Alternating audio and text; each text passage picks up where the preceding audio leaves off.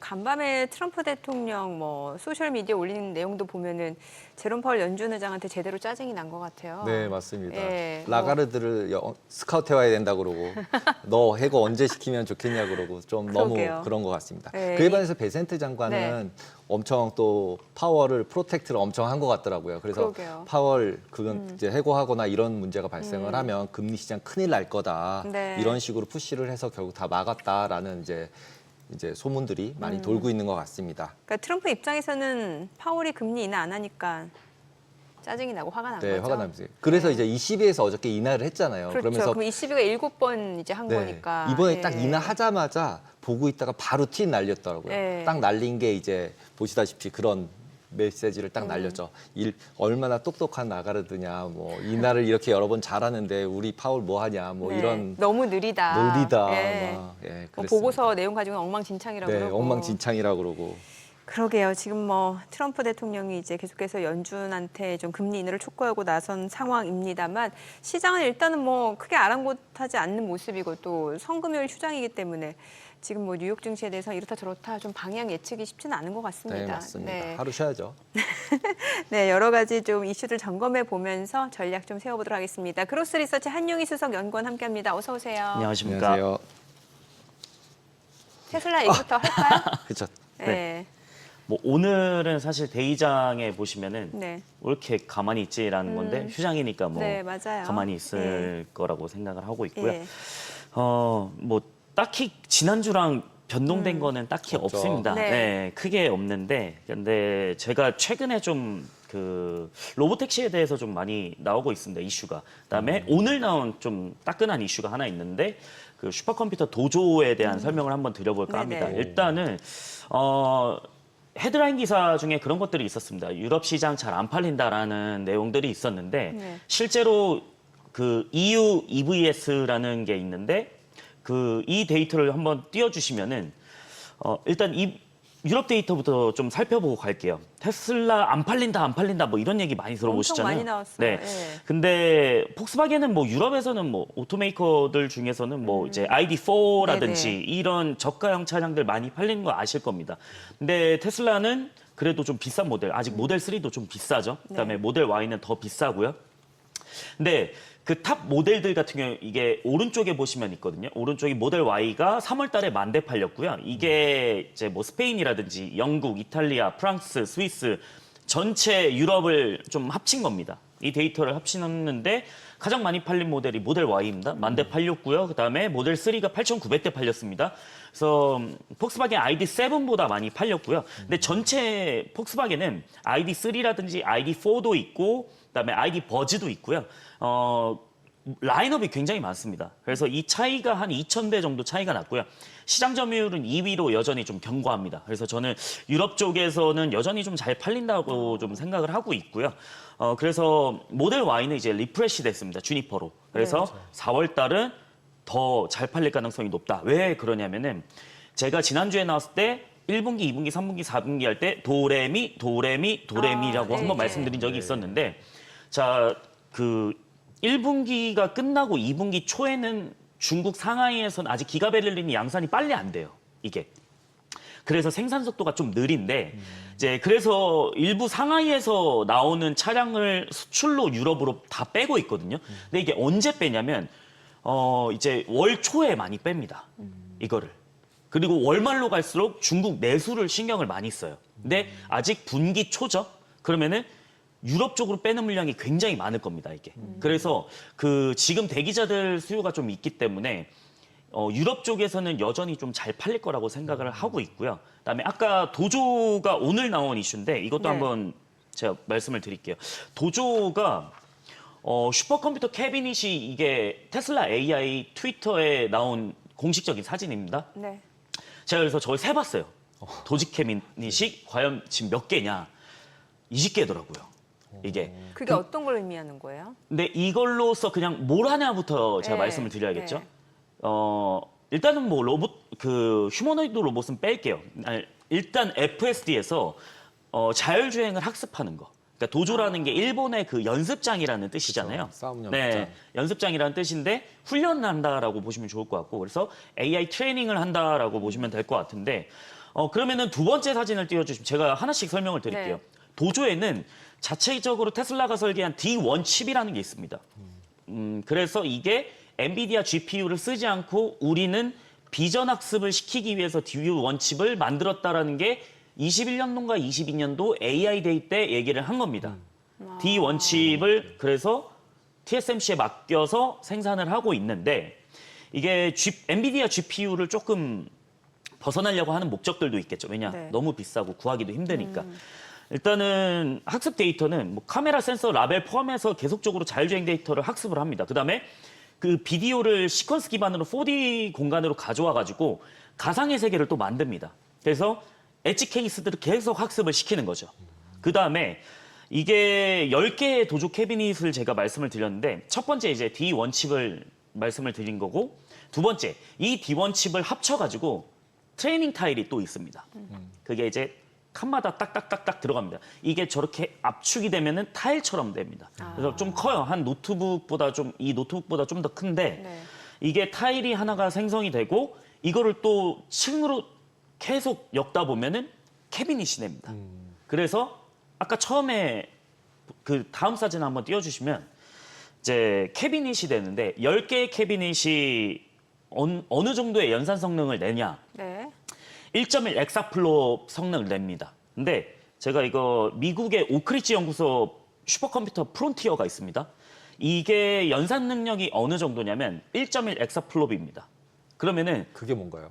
그 연산 능력입니다. 그러니까 쉽게 말씀드리면 이게 얼마만큼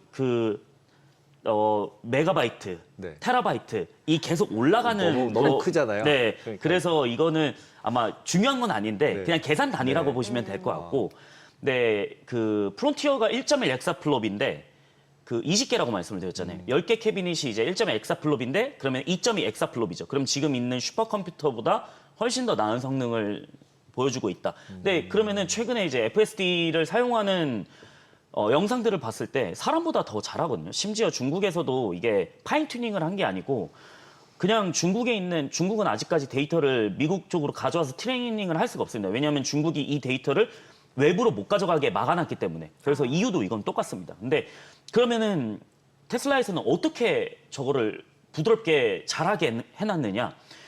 그냥 인터넷에 나온 표지판이나 이런 거를 학습시켜가지고 네가 이 기반으로 중국에서 한번 해봐 라고 했는데 저렇게 잘 하더라고요.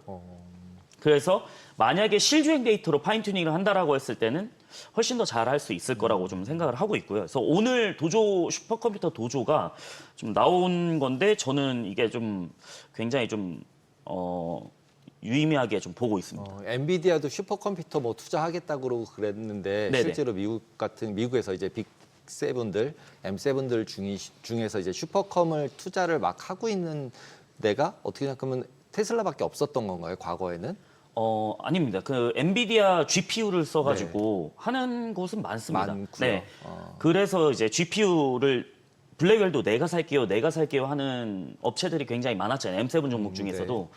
근데 이제 그 XAI, 그러니까 일론 머스크가 회사를 운영하는 게 굉장히 많지 않습니까? 뭐 이제 스페이스X, 뉴럴링크, 그다음에 트위터랑 XAI는 이제 합병이 됐으니까 네. 주식 교환으로. 그래서 같은 법인입니다. 근데 네. XAI가 이제 20만 개인가 30만 개를 추가해 가지고 이제 그록을 만들지 않습니까? 네. 그록 3를 만들었고. 근데 거기는 이제 엔비디아 GPU가 들어가긴 들어간 합니다. 거고. 근데 일단은 지금 테슬라도 엔비디아 GPU를 쓰고 있습니다. 그게 텍사스에 있는 콜텍스가 있습니다. 이게 펜이 6개가 있는데 거대한 하나의 GPU라고 보시면 돼요. 근데 거기서도 이제 엔비디아 GPU를 쓰는데 사실 그거 이외에도 더 높은 성능을 내기 위해서 우리에 맞는 거를 써야 되는 거잖아요. 사실 그것 때문에 이제 D1 칩을 한 건데 그래서 조금은 다른 개념이다라고 다른 보시면 개념이다. 네, 보시면 좋을 것 같습니다. 그럼 스페셜한 거네요. 어쨌든 테슬라 입장에서 봤을 때는 다른 자동차 회사들은 이런 걸 가지고 있지 않잖아요. 네네. 그러면은 기본적으로 라이다를 쓰고 뭐 이렇게 가는 건데 이런 게 없으면은 무조건 라이다를 써야 되는 거고 이런 뭔가 학습시키는 이런 게 있다면 테슬라처럼 그냥 비전으로만 갈 수 있는 거고 이렇게 딱 구분이 되는 거라고 볼 수 있는 건가요? 맞습니다. 이게 GPU도 그 어떻게 보면은 우리 거에 맞게 설계를 하느냐가 굉장히 중요한데 일단은 그 엔비디아는 범용성이기 때문에 어디에나 잘 되기는 하는데 이게 진짜 사실 텍스트보다 이미지가 더 용량이 쉽게 말씀드리면 용량이 더 크지 않습니까? 근데 이미지보다 비디오가 더 큽니다. 그러면은 그렇겠죠. 연산을 할 때 비디오를 학습시키는 거랑 텍스트를 학습시키는 거는 차원이 다른 얘기인 거죠. 네, 네, 네. 그래서 우리 거에 맞게 효율적으로 운영을 하려면 GPU보다는 저 트레이닝 타일이라든지 도조를 써야 되는 게 좀 맞는 거죠. 효율적으로 쓰려면. 그래서 지금 테슬라 FSD가 좀 빨리 올라오는 것도 어떻게 보면은 도조가 저렇게 20개 캐비닛이 있어서라고 보시면 좀 좋을 것 같습니다. 네. 스페셜한 거네요, 예. 어쨌든. 머스크하고 트럼프 사이는 괜찮은 거예요? 괜찮습니다. 네. 왜 그러냐면 네. 제가 UFC를 좀 좋아하거든요. UFC. 네. UFC를 좋아하는데 이게 지난주 토요일이었나? 네, 그때 경기 있을 네, 때. 경기가 네. 한 번 있었잖아요. 네. 지난주 토요일 맞을 겁니다. 그래서 네. 이제 볼카노프스키가 이제 또 35세인데 또 네, 우승을 네. 했잖아요. 네. 그래서 그거 보고 35세인데 저렇게 우승하는 그러게요. 거는 챔피언 하는 거는 좀 대단하다라는데 거기에 참여를 같이 했습니다. 또. 아, 관람을 같이 관람 했다고? 바로 옆자리에서 아니, 같이 괜찮네. 했습니다. 네. 그래서 그 UFC에서도 같이 관람을 하고 에어포스 원도 같이 잘 탑니다. 아직도. 아, 그래요? 그래서 사이는 괜찮네요. 네 나쁘지 않아요. 뭐 에어포스- 나바로랑 그 관계가 있었던 거지. 네. 나바로도 사실 제가 지난주에 나왔을 때는 둘이 사이가 안 좋았잖아요. 네. 근데 나바로가 언급하기에 일론과 사이 좋다고 직접 얘기했습니다. 나바로가 네네. 전혀 문제 없다고. 사이가 좋은 게 악재인가요, 호재인가요? 이걸 모르겠어요. 이렇게 사이가 나빠져서 빨리 헤어져야 테슬라 주가가 올라갈 것 같기도 하고. 사이가 나쁘면 안 되죠. 그쵸. 사이가 나쁘면 네. 안 되나요? 그래도 왜냐면 로보택시 승인을 받아야 되기 승인을 때문에 일단 받아야 되니까. 네, 주정부에서 승인을 내줘야 되기 때문에 사실 나빠지는 거는 정말 안 좋은 거죠. 빨리 5월 30일 이전에 네. 이제 빨리 승인을 받고 그리고 딱 그만두는 게 제일 깔끔한 거네요. 근데 시나리오상으로. 네, 그렇죠. 근데 130일이라는 그 임시정부는 그 법적으로 딱 여기까지만 맞아요. 근무해라라는 네, 게 네. 있잖아요. 네. 1년에 딱 130일. 네. 내년 되면 또 모르기는 하죠. 근데 이제 돌아가야 되는 시간이 좀 있다 보니까 어떻게 보면은 나쁜 거보다는 좋은 게 훨씬 지금 낫다. 그리고 낫다. 칼춤을 이미 쳤기 때문에 네. 트럼프 입장에서 되게 고마울 겁니다. 이게. 그렇죠. 대신 쳐준 거니까. 네. 네. 내 손에 피 안 묻히고 일론 그럼요, 머스크가 다 한 그럼요. 건데 네. 사실 주주 입장에서는 별로 좋진 않죠. 그래도 그렇죠. 이게 저는 하나의 계획이라고 생각을 하는 게 이렇게 칼춤을 쳐주면은 로보택시 승인을 빨리 내줄 수도 있는 그렇죠, 거잖아요. 해줘야죠. 네.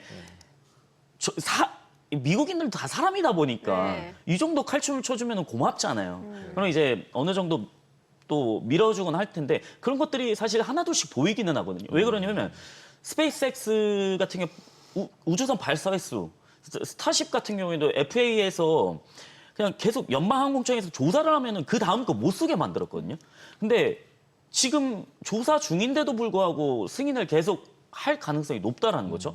왜냐면 정적 시험 발사라든지 이거는 부스터 묶어놓고 하는 겁니다. 발사하는 게 아니고. 근데 그런 것들 봤을 때는 빠르거든요. 이게 과거의 바이든 정부 때보다. 그래서 좀 그래도 트럼프가 되게 고맙지 않을까라는 생각을 좀 갖고는 있습니다. 그러면 이게 이제 그 미국과 중국의 관세 전쟁과 관련해서는 테슬라 역량은 어떻게 보세요? 지금 예를 들면 중국에서 뭐 부품 같은 거 수입하는 게 있지 않을까 싶거든요.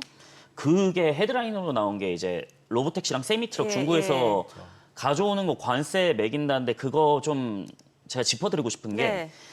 이게 테슬라 로보택시랑 세미트럭은 아직 양산 단계가 아닙니다. 네. 그러니까 프로토타입이에요. 많이 안 파는 거죠. 못 네. 만들고 못 팔고. 파일럿 라인 생산입니다. 파일럿 라인에서 생산을 하는데 그 관세에서 세부적으로 들어가 보면 보통 연구 목적 프로토타입은 관세에서 면제인 게 허용이 됩니다. 이걸 잘 모르시더라고요.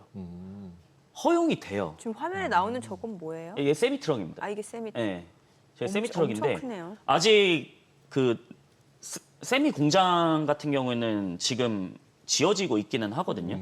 아직 프로토타입입니다. 그래서 뭐 몇 대, 4대 인도했다 뭐 이런 거 나오고 있는데 그러니까 중국에서 가져올 때도 부품이라든지 센서, 배터리 모듈 같은 경우에는 이제 연구용으로 가져오는 거는 아직 프로토타입은 관세 면제 허용이 되기 때문에 그냥 저것만 보고 이게 아마 제가 알기로는 로이터에서 나왔을 거예요. 네, 로이터가 사실 테슬라 뉴스를 별로 안 좋게 나쁘게 쓰거든요. 네, 좀 그래서 제가 아침 방송에서 계속 반박을 했던 적이 많아요. 로이터 기사에 대해서. 로이터 기사에 대한 반박. 네. 그래서 이런 이유가 있다라고 보시면 좋을 것 같습니다. 그리고 너무 이거 한 면만 미치는 마셔라. 네, 알겠습니다. 그렇죠.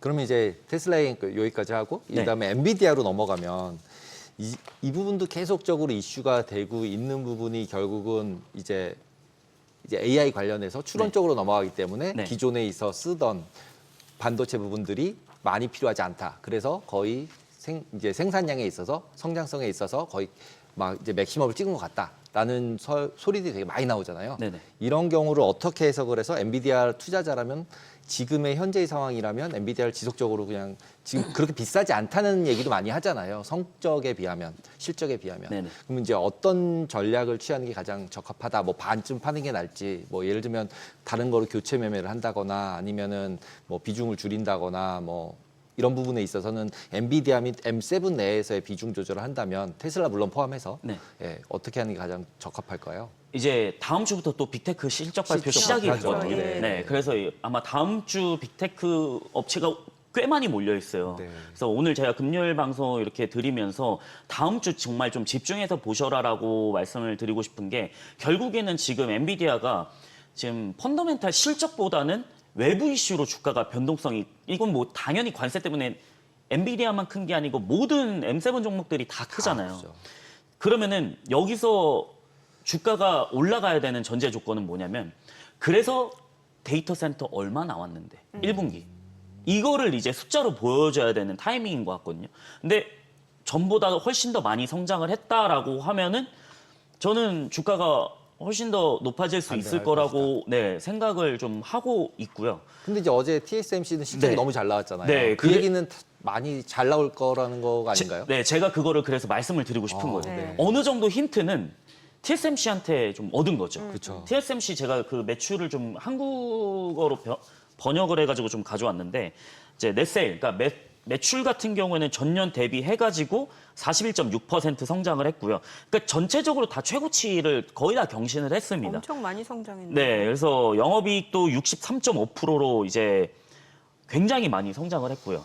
근데 저는 이게 좀 힌트가 좀 되지 않을까라는 생각들은 하고는 있거든요. 근데 이제 데이터 센터 결국에는 우리가 첨단 공정을 좀 봐야 되는 거죠. 첨단 공정에서 7나노 이하 TSMC가 맡기는 거. 우리 7나노 이하 고객들 몇 명 정도 되는데 비중이 얼마큼 매출에서 차지하는 비중이 얼마예요? 그럼 지금 7나노 이하로 가는 업체들은 뭐 AMD라든지 인텔, 뭐 테슬라도 일부 있겠고요. 큰 고객 뭐 애플, 그다음에 엔비디아 이렇게 있겠죠. 근데 엔비디아 비중이 73%면 좀 많이 큽니다. 많이 큰 겁니다. 그다음에 3나노랑 5나노 공정 비중도 22% 정도 되고요. 그러면은 그 이제 나노 수가 적은 반도체가 많이 깔리고 있다라는 거거든요. 네네. 그러면 그만큼 출하량이 늘었다라는 거죠. 그래서 어느 정도 TSMC가 좀 힌트를 준 게 아닌가라는 생각을 좀 하고 있습니다. 그래서 잘 나온다, 숫자가 잘 나온다라고 하면은 한 번 더 반등은 한다. 반등이 나오지 않을까라는 생각은 갖고 있는데 일단 H20까지 규제가 나왔잖아요. 네. 이게 사실 엔비디아 쪽에서는 별로 좋은 이슈는 아니거든요. 그렇죠. 어이가 없죠. 네, 왜냐면은 이거 원래 그러면 H20은 우리가 중국용으로 다운그레이드 해가지고 만들게요라고 해서 만들었는데도 이것까지 해버리니까 그러니까 이제 엔비디아 입장에서는 55억 달러 손실 예상 이게 이제 충당금에서 뭐 회계 손실 발생이 예정되는 거죠. 완전히 손실 나는 게 아니고 이제 어느 정도는 이제 재고라든지 구매 계약 여기서 이제 회계상의 손실이 좀 날 텐데, 근데 악재는 일단 나오다 보니까 여기서 숫자를 좀 찍어주면은 저는 반등이 나오지 않을까. 근데 중국하고 전화 통화를 좀 빨리 해야 된다. 그래야지 반등이 좀 세게 나오지 않을까라는 생각을 갖고 있습니다. 결국에 시진핑하고 통화해야죠. 거기다 트럼프랑. 지금 또 중국 가지 않았나요? 제스남. 네, 제스나? 맞습니다. 네, 네, 초청받아서 네, 가서 또 네. 거기서 뭔가를 할 수 있을까요? 예를 들자면 뭐 말 잘못하면 또 트럼프한테 굉장히 혼날 것 같은데. 어제 제가 본 거는 이제 이번에 어제 갔잖아요. 네. 어제 가긴 했는데 이제 3개월 만에 갔습니다. 그래서 중국과의 협력을 계속 할 것이라는 할 것이다. 코멘트는 했거든요. 네. 중요한 시장이긴 하잖아요. 그렇죠. 사실 중국이. 뺄 수는 없죠. 네, 무시할 수 없는 시장이기는 한데 자, 그러면은 트럼프가 여기서 어떻게 하느냐가 가장 중요하기는 하죠. 또 트럼프 맘대로인 거네요. 그러면 또. 참. 근데 또 엔비디아가 너무 이게 건들 수 없는 대마다 보니까 쉽진 않지 않을까. 결국에는 애플도 면제를 때려줬잖아요. 이제 네네. 그러니까 그런 비슷한 진퇴양난인 거죠. 사실 어려운 거죠. 그래서 지금은 뭐 트럼프의 마음은 사실 모르겠지만 엔비디아 젠슨 왕은 중국을 놓치진 않지 않을까 이 생각은 좀 갖고는 있습니다. 그래요.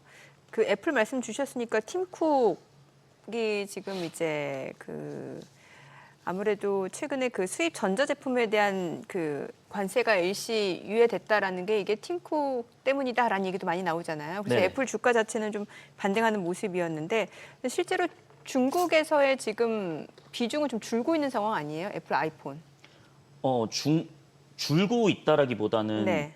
뭐 그것도 맞는 말이긴 합니다. 왜냐하면은 어제 그 카운터 포인트 리서치를 보시면 저는 아직까지 근데 뭐 견고하다라고 좀 생각은 하고 있거든요. 왜 그러냐면 이제 고가 제품 네. 같은 경우에는 뭐 상당히 좀 그래도 이 정도 점유율이면 저는 낮진 않다라고 생각을 합니다. 그다음에 삼성 같은 경우는 카운터 포인트 리서치 탑 5 브랜드가 이제 비보라든지 오포, 샤오미, 애플, 삼성 이렇게 네. 집계를 합니다. 근데 삼성이 조금 점유율이 좀 늘어났죠. 근데 이게 중남미 국가랑 인도 쪽 때문이거든요. 근데 그러면은 너네가 마진 잘 나오는 갤럭시 S 플래그십 스마트폰을 판 거냐, 아니면 A 시리즈를 판 거냐, 싼 거 판 거냐. 보급형. 네, 이게 판매 대수로 얘기하다 보니까 사실 그거에는 이면이 있는 거죠. 네. 그럼 S를 팔았으면 오케이, 그러면 인정해줄게라는 게 되는데 중남미 국가는 사실 그 GDP가 아직까지 인당 GDP가 떨어지다 보니까 그렇죠, S 시리즈 쓸 일이 많이 없거든요. 그러니까 보급형이 많이 파는 네, 거네요. A형도 예. 그렇고요. 근데 A형을 많이 쓰겠죠. 근데 인도도 그렇고요. 그래서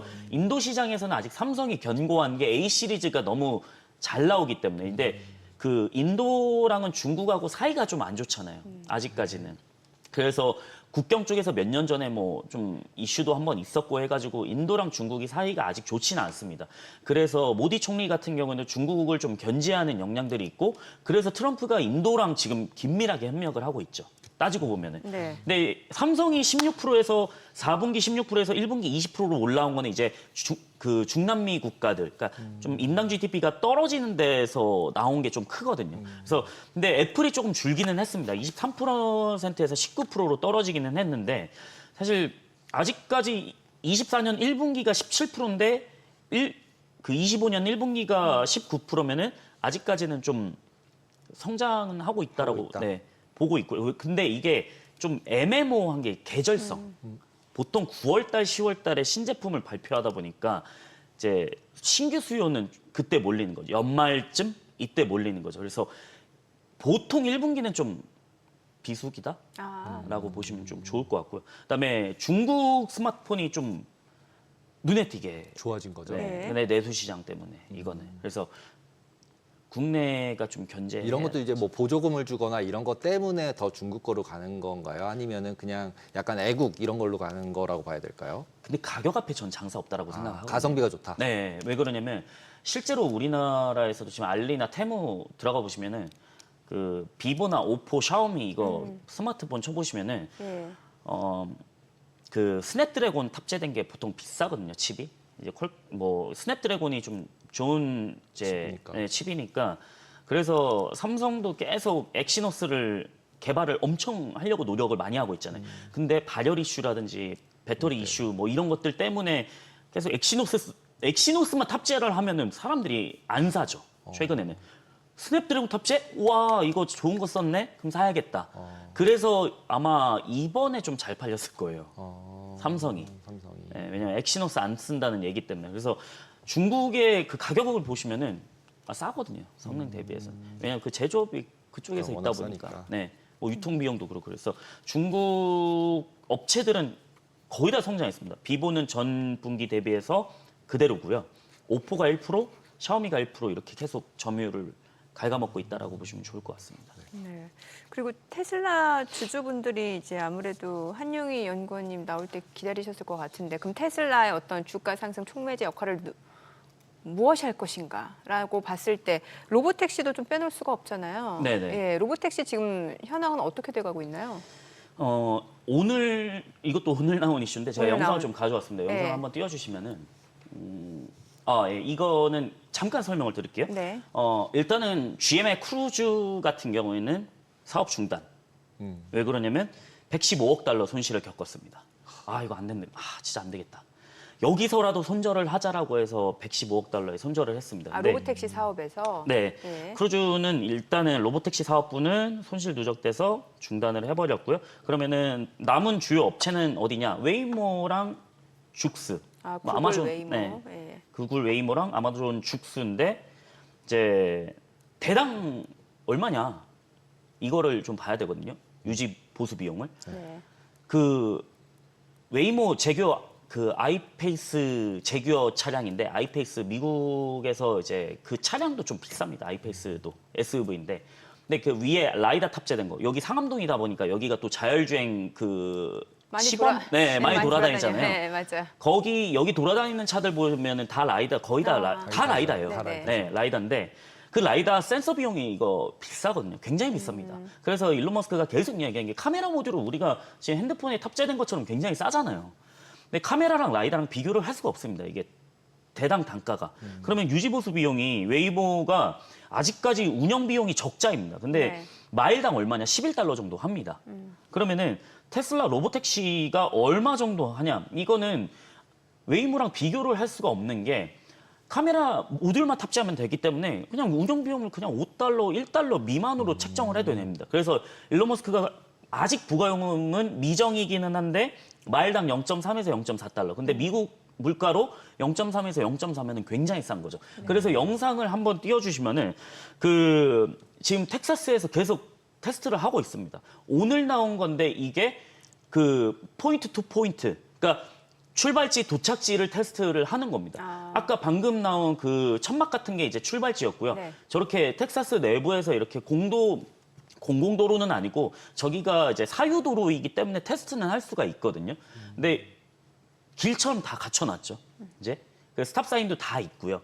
근데 도착지까지 이렇게 쭉 가는 건데 저게 이제 2대 정도 계속 테스트를 하고 있습니다. 그래서 분주하게 하고 있기 때문에 저는 출시만 된다라고 하면 거의 독점으로 가지 않을까라는 생각을 하고 있습니다. 가격을 못 맞추니까 다른 데는 무조건. 가격을 못 맞춥니다. 이거 하면 경쟁하면 할수록 그 수렁 속에 빠진다고 봅니다. 왜냐하면 라이다 아이패스 저거 한 대당 제가 알기로는 1억에서 2억 정도 되는 걸로 알고 있거든요. 비싸네. 근데 로보택시 저거 생산 단가가 2만 달러 정도 좀 넘어갑니다. 그 많아봤자 2만 5천 달러?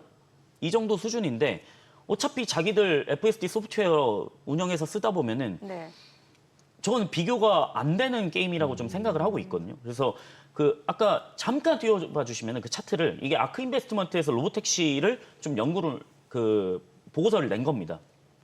오른쪽에 보시면은 그 에너지 비용이라든지 텍스, 주차 비용, 보험, 뭐 오퍼레이션 서포트 이건 운영 소프트웨어라든지 이런 거 비용을 다 계산해 가지고 종합적으로 얼마 들어가니 그 웨이모 5세대 차량 같은 경우에는 거의 뭐 1달러 그다음에 모델 3 같은 경우는 라이다가 없으니까 0.8달러 정도 그다음에 웨이모 6세대가 이제 한 0.4달러 정도 그다음에 사이버캡 로보택시가 이제 0.2달러 정도 됩니다. 그러면은 라이다 탑재를 하게 되면 운영 비용이라든지 이런 게 훨씬 더 많이 들어가기 때문에 저는 6세대 나오더라도 경쟁은 안 된다고 생각하거든요. 30% 40% 깎아버리면. 그래서 저는 독점 체제 거의 가지 않을까라는 생각을. 로보택시 인간만 나오면은 반등을 확실하게 할 수 있는 요인이 되겠네요. 저는 이게 주가를 말씀드리기에는 네. 사실 좀 애매모호하죠. 애매한가요? 언제 그때 발표하자마자 올라간다라고 하는 게 사실 저도 못 맞추죠. 그거는 왜 그러냐면 그 작년에 로보택시 런칭 때 한 번 있었거든요. 그때가 20세기 그 스튜디오 거기를 빌려서 한 거, 했죠. 예. 네, 그 기억이 나는데 그때 오히려 주가가 폭락했거든요. 8%인가 9%인가 폭락을 했어요. 근데 그거 런칭했다고 해서 사실 사람들이 와 산다라는 건 아니고요. 이게 반영되기까지 숫자로 좀 찍히는 것까지는 시간이 걸릴 수도 있겠죠. 아니면 기대감으로 인해서 올라가거나. 근데 저는 독점은 충분히 제가 이거를 분석해 본 결과는 웨이모가 어떻게 하면은 따라갈 수 있을까라는 걸 찾아봐야 되는데 그걸 못 찾겠더라고요. 제가. 웨이모가 테슬라, 내가 웨이모 입장이라면 테슬라를 어떻게 이겨야 되나. 저는 그게 안 보이더라고요. 그래서 반영은 장기적으로는 될 거라고 보고는 있습니다. 그럼 만약에 또 트럼프가 또 이제 트럼프 사라, 테슬라 사라 이런 게 나오면은 로보택시 승인이 나는 거겠네요. 예를 들자면 승인은 뭐 내줄- 승인만 나면 네. 승인 나는 시기에 따라서 실질적으로 주가가 변동이 커질 가능성이 큰 거 아닌가요? 네. 승인의 시기. 네, 맞습니다. 근데 아마 그 지금 얘기하는 거는 텍사스랑 캘리포니아 쪽에서 이제 승인이 날 걸로 보고 있는데 운영만 된다라고 하면은 웨이모가 지금 주력 지역이 또 캘리포니아 쪽이거든요. 네. 그래서 이쪽도 잡아먹을 수 있지 않을까라는 생각은 좀 갖고는 있습니다. 그래서 그 다음에 이제 사이버캡하고 한번 그 아이페이스 사진을 띄워주시면 제가 가져온 게 있는데 그 금색깔 사이버캡 차량하고 그다음에 그 흰색깔 제규어 아이페이스 차량이기는 한데 이게 이제 비교를 해보자면은 위에 저렇게 신호등 같이 달려 있는 게 라이다 센서거든요. 아, 저게 비싸요, 굉장히. 계속 돌아갑니다, 이게. 네. 한 번쯤 보시면 아시겠지만. 네네. 그래서 일단 대량 생산 단가도 다르다. 이거는 또 아이페이스를 사고 저를 또 탑재해야 되기 때문에 또 추가적인 비용이 들어갑니다. 그래서 좀 비교가 안 된다라고 보시면 좋을 것 같습니다. 또 실적 발표한 넷플릭스 얘기도 좀 여쭤볼게요. 넷플릭스 1분기 실적도 좋았고 또 가이던스도 지금 좋잖아요. 네. 네, 넷플릭스 같은 경우는 아무래도 콘텐츠 쪽이다 보니까 이건 또 관세하고도 좀 무관하지 않을까라는 생각도 들고요. 여기 콘텐츠 쪽은 관세랑 무관하기는 예, 하죠. 예. 그래서 일단은 매출이 24년도가 한 93억 달러 정도 나왔는데 1분기가 시간에서 올랐던 이유들이 네네. 이제 100억 달러를 초과를 했습니다. 105억 달러 정도 나왔고요. 그다음에 네. 전년 대비 얼마나 성장했느냐? 12.5%가 성장을 했습니다. 그다음에 2분기 가이던스를 줬는데 110억 달러를 줬더라고요. 그래서 전년 대비해서 15%또 성장한다라는 네, 거고. 그러니까요. 그다음에 영업이익이랑 영업이익률도 31% 정도 남겼고요. 2분기가 33% 가이던스를 줬습니다. 그래서 2분기는 영업이익률, EPS 모두 최고치를 기록할 전망으로 하고 있고요. 근데 저는 넷플릭스가 괜찮은 게 뭐냐면 일정을 보셔야 되는데 6월 달에 네. 오징어 게임이 또 나옵니다. 이거. 6월 달에? 네, 그 2탄. 네, 투의 2탄. 그거 제가 알기로는 나오는 걸로 알고 있거든요. 네. 그래서 오징어 게임이 또 나오게 되면 한 번 더 가입자가 증가하지 않을까라는 생각을 좀 갖고 있기 때문에 넷플릭스는 그리고 대작들이 우리나라에서 콘텐츠가 잘 나오고 있습니다. 네. 여전히. 폭삭도 있고. 네. 예. 최근에는 기안 나오는 것도 되게 재밌더라고요. 네, 그 예능 쪽이어서 사실 그거는 글로벌적으로는 잘 안 팔리기는 하는데 이제 폭삭 같은 경우에는 드라마 순위에서도 꽤 올라왔거든요. 글로벌 순위를 보셔야 되는데 사실 우리나라만 보면 시장이 작아가지고 네. 이게 잘 팔리나? 뭐 이런 생각을 가질 수 있는데 그래서 글로벌 차트를 보시면 우리나라 콘텐츠 순위가 꽤 많이 예, 올라가거든요. 2등이라고 그러더라고요. 네. 우리나라가. 그래서 넷플릭스가 우리나라에 투자하는 게 사실 많기는 하죠. 콘텐츠 제작사들한테. 왜냐면은 우리나라가 또 이 가성비가 또 뛰어나다라고 인식을 하고 있거든요. 가성비? 네. 왜냐하면 미국에서 이거 제작을 하면은 제작비가. 몇 배는 더 들 텐데 우리나라는 사실 퀄리티에 비해서 가격이 좀 싸기 때문에 전폭적인 지원을 많이 하더라고요. 그래서 네. 그 부분에서는 우리나라 콘텐츠들이 더 많이 발전할 수 있지 않을까. 그러면은 이제 넷플릭스 쪽도 어쨌든 이런 콘텐츠들이 하나둘씩 나오다 보면은 저는 가입자들은 더 증가할 수 있지 않을까라는 생각을 좀 갖고는 있습니다. 네. 그 유나이티드 헬스케어 같은 경우 어저께 이제 거의 폭망을 했잖아요. 폭망을 네. 하면서 다우존스 지수를 그냥 완전히 혼자 그렇죠. 예, 마이너스 크게 발생할 수밖에 없었는데 네. 실제로 이게 일회성 요인이라고 봐야 될까요? 아니면은 이게 의료비 지출 관련해서 메디케어 쪽이 계속적으로 문제가 되는 거라고 봐야 될까요? 그 사실 어제 그렇게 뭐 미스를 한 거는 아니고 이제 가이던스가 좀 실망스러웠죠. 네. 가이던스가 왜냐면은 원래 올해 EPS 전망치가 26에서 26.5달러로 제시를 했는데 그 하향 조정이 거의 한 4달러 정도 됐습니다. 네. 많이 된 거죠. 거의 많이 깎았는데 이게 12월에 EPS 가이던스 준 게 29.5에서 30달러였거든요. 그럼 지금 한 3개월, 4개월 만에 거의 20% 정도 20% 이상. 깎아버렸으니까 이거 아닌데? 라고 해서 다우 지수가 좀 많이 하락을 내렸죠. 한 거죠. 왜냐면은 다우 종목에서 차지한 비중이 유나이티드 가격으로 헬스케어가- 하다 보니까 이제 커버렸죠. 네, 그래서 제일 크잖아요, 사실. 네.